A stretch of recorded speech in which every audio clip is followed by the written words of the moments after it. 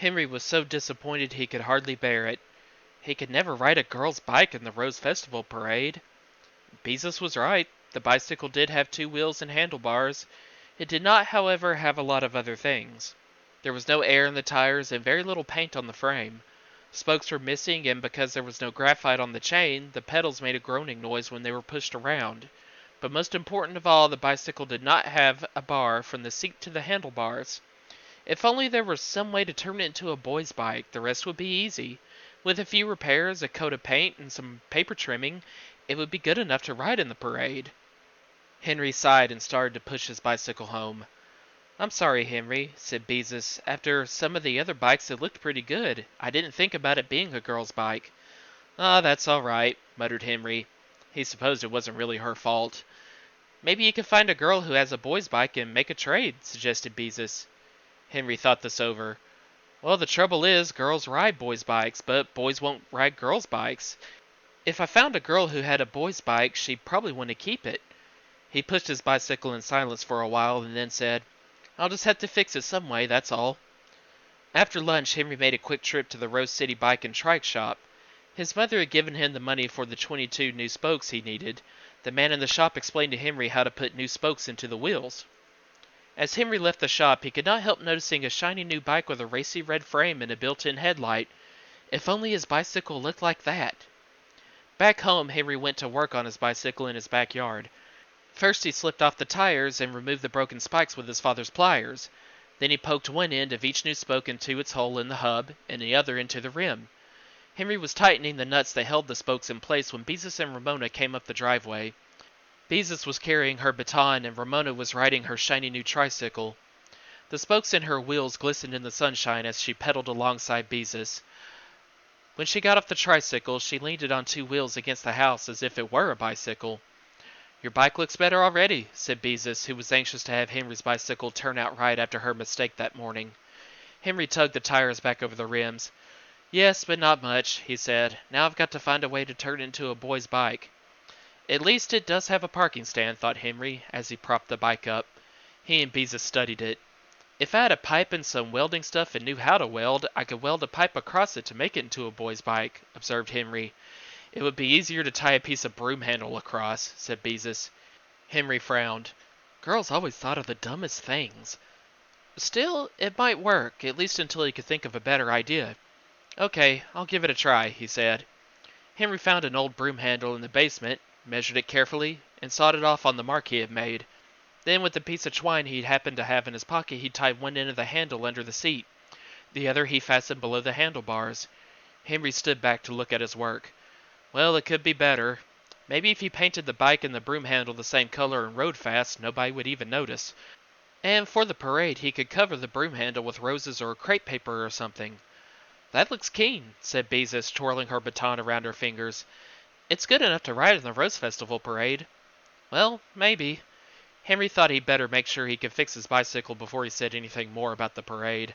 Last year he had been a snake charmer with a bath towel turban on his head and a snake made out of stuffed nylon stocking around his neck. But this year he was getting pretty old to wear a costume and walk. He was determined to get his bike fixed in time. Henry was examining the tires for holes when Robert came up the driveway. "What have you got that piece of broom handle tied to the bike for?" demanded Robert. Henry didn't answer. Robert knew very well why the handle was tied to the bike. "You just wait," said Beezus, flipping her baton. "Henry's bike is going to look all right when he gets it painted. He's going to ride it in the parade." "Well, I didn't say for sure," protested Henry, relieved that at least there were no visible holes in the tires. "I bet you do."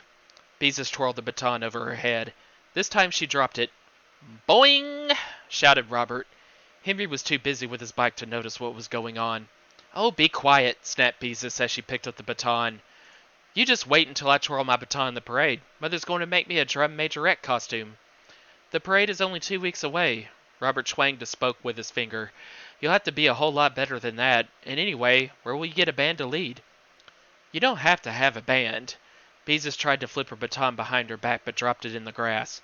"I'm just going to march and twirl. Mary Jane is going to wear her rosebud costume and make a wreath of roses for Patsy to wear around her neck." Patsy was Mary Jane's cocker spaniel. "I'm going to be the hind legs of a giraffe," said Robert. "A fellow I know on 33rd Street is going to be the front half." Bet you come apart in the middle, said Beezus, who had once been the front end of a horse in a park circus. Robert examined the bicycle carefully while Henry plucked at each spoke to see that it were tight enough. Some were tight, but many were loose. Wish I had a real spoke wrench, muttered Henry. Now I'll have to take the tires off again. Scooter has a wrench in that little kit he carries on his bike, said Robert. I've seen him use it. It's a thing that fits around the end of the spoke that goes through the rim. You watch Ramona. I'll go ask Scooter if he can borrow it, said Beezus, anxious to help. She ran down the driveway before Henry could object. He didn't want to borrow Scooter's wrench because Scooter might decide to come over and see what he was doing. Hey, Ramona, stop pulling Ribsy's ears, ordered Henry. Why don't you just play that you're waiting for a bus? Okay, was Ramona's surprising answer as she sat down on the back steps. When Beezus returned with the wrench, Henry went to work on the spokes. He went around both wheels and tightened each one. Then he went over them again and gave them an extra twist just to make sure. He wasn't going to have any loose spokes on his bike. Come on, Robert, give me a hand, Henry said, after he found a tire pump in the garage. He was beginning to feel excited. In a few minutes he could try his bike. The boys fitted the rubber tire over the valve on the rim and were taking turns pumping when Scooter came up the driveway.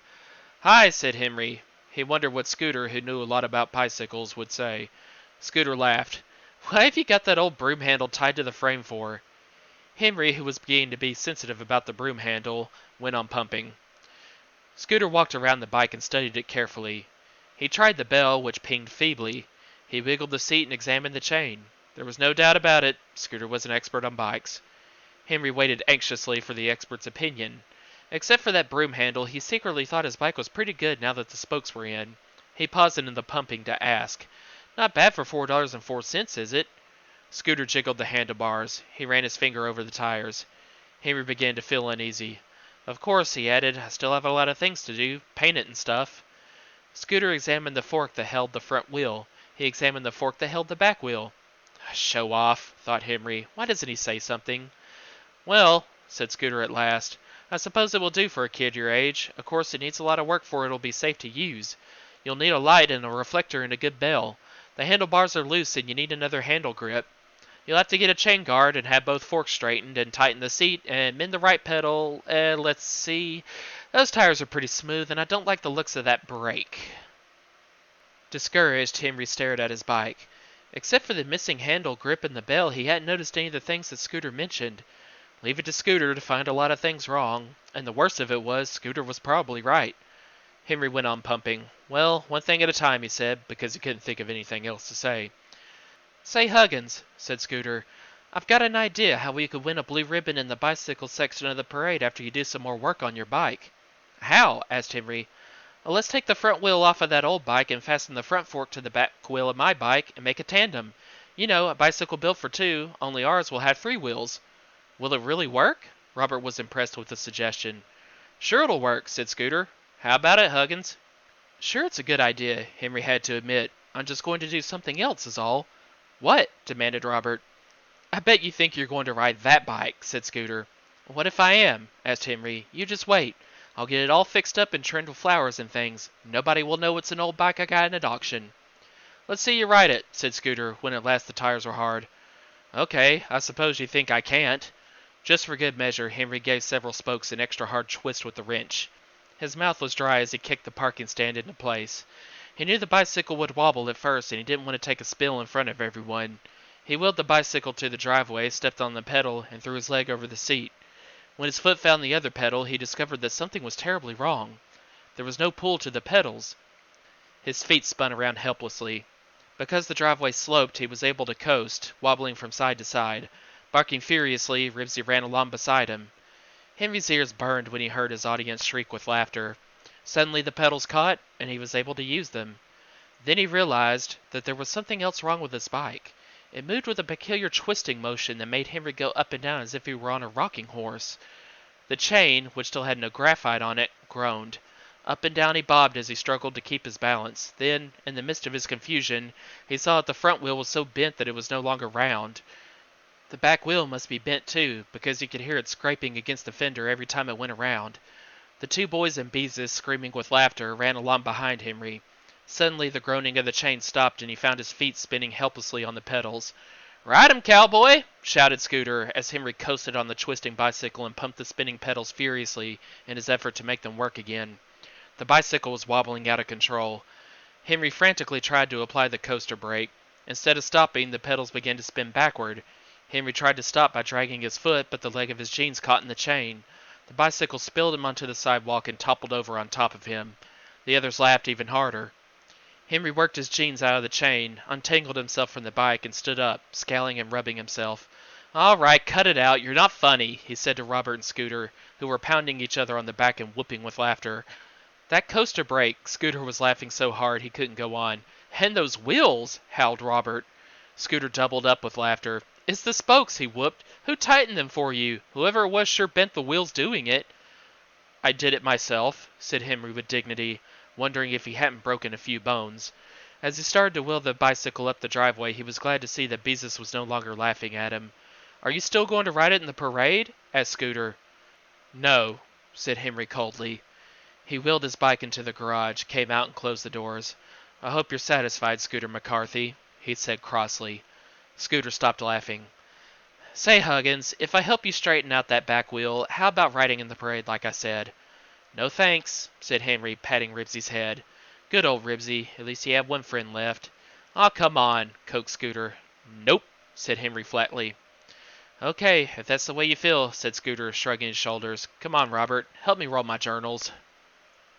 Beezus sat beside him. "I've got an idea," she said. "Why don't you wear a clown suit and ride the bike in the parade, and everyone will think you meant to be funny?" Henry plucked a blade of grass. "No, I guess not. I'll think of something." He blew on the grass, which made a sputtering noise. Well, anyway, Beezus wasn't laughing at him, and he probably would think of something. Maybe his mother would help him with a costume. It wouldn't be the same as riding a bike, though. Beezus, seeing that Henry wanted to be alone, decided it was time to go home. Henry was silent as he watched Ramona mount her shiny tricycle and ride off, her spokes twinkling in the sunshine. He continued to sit and make sputtering noises on the blade of grass. Mrs. Huggins came out and sat on the steps beside Henry. "I was watching through the window," she said. Henry didn't say anything. Probably everyone on Klickitat Street was watching. "I'm sorry we can't get you a new bicycle, Henry," said his mother, "but I think we could manage $20 for a second-hand bicycle. If we watched the classified ads in the paper, we might find a good one that someone wanted to sell." Henry sighed. "Thanks a lot, Mom, but I guess not. If I can't have a brand new bike without a single thing wrong with it, I guess I can get along without one." Mrs. Huggins smiled. "I understand. When I was your age, I wanted some brand new ice skates attached to white shoes. But I had to use my brother's old hockey skates, so I know just how you feel." She patted Henry lightly on the shoulder and went back into the house. Somehow Henry found he felt more cheerful. He blew on the blade of grass and produced an ear-splitting whistle. He sat on the steps blowing and whistling and thinking about the shiny red bicycle in the Rose City Bike and Trike Shop.